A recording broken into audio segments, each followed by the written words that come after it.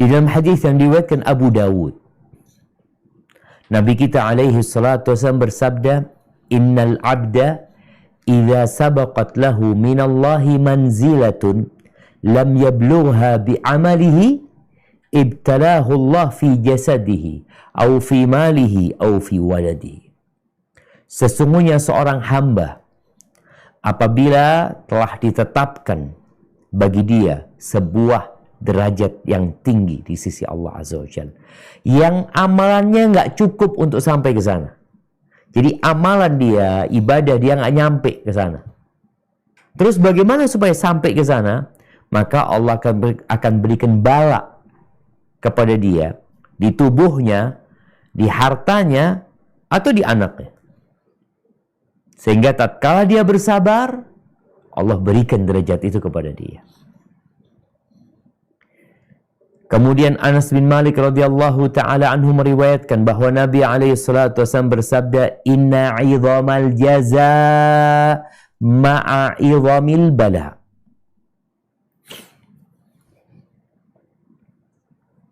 Sesungguhnya besaran balasan itu ikut besaran bala. Allah akan berikan balasan. Tidak ada satupun amalan hamba yang tidak tercatat. Orang yang pusing, apakah sama dengan orang yang harus cuci darah sepekan 2 kali? Nggak sama. Balanya berbeda. Sama-sama sakit. Orang tua yang punya anak lahir cacat, apakah sama dengan yang lahir sempurna?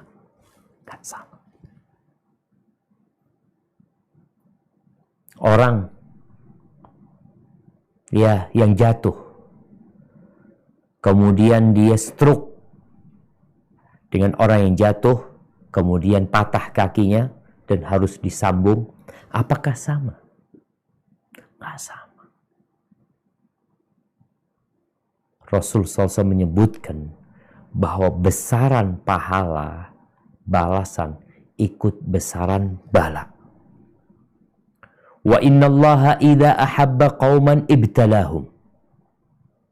Dan sesungguhnya Allah Jalla Jalaluh apabila cinta kepada suatu kaum, maka Allah akan memberikan bala kepada mereka. Allah akan memberikan bala. Baik di dirinya, di hartanya, atau di anaknya. Faman radiya falahu ridha. Barang siapa yang ridha, menerima dengan takdir Allah Jalla Jalaluh, maka Allah akan ridha sama dia. Wa man sakhita falahu sakhat. Barang siapa yang murka, yang marah-marah, yang tidak bersabar, maka Allah akan murka kepada dia. Rawahu Tirmidzi. 2 sebab ini, yakni yang pertama, bala itu, musibah itu adalah adab sebagai balasan atas dosa. Yang kedua, bala itu sebagai pengangkat derajat buat dia. Ujian, bahasanya ujian buat dia. Ini disebutkan dalam hadis Aisyah radhiyallahu taala anha secara bersamaan, yang diriwayatkan oleh Imam Bukhari dan Muslim. Ma yusibul mu'mina min syaukatin fama fawqaha illa rafa'ahu Allahu biha darajah au hatta anhu biha khatiyah. Tidaklah seorang mukmin yang tertusuk duri atau yang lebih dari itu, melainkan Allah akan mengangkat derajatnya, menghapuskan dosanya atau menghapuskan dosanya. Jadi mengangkat derajatnya atau menghapuskan dosanya. Jadi tergantung sebab musibah menimpa dia. Kalau karena dosa, ya berarti untuk menghapuskan dosa. Oh, kalau bukan karena dosa, oh berarti untuk mengangkat derajat dia. Dan kadangkala sebab ini tumpang tindih. Jadi sulit untuk dibedakan, ya, ya, kondisi orang beda-beda ya. Tapi terkadang kita melihat seorang hamba yang dikasih musibah sebagai balasan atas dosanya. Nih orang berbuat dosa, kasih musibah.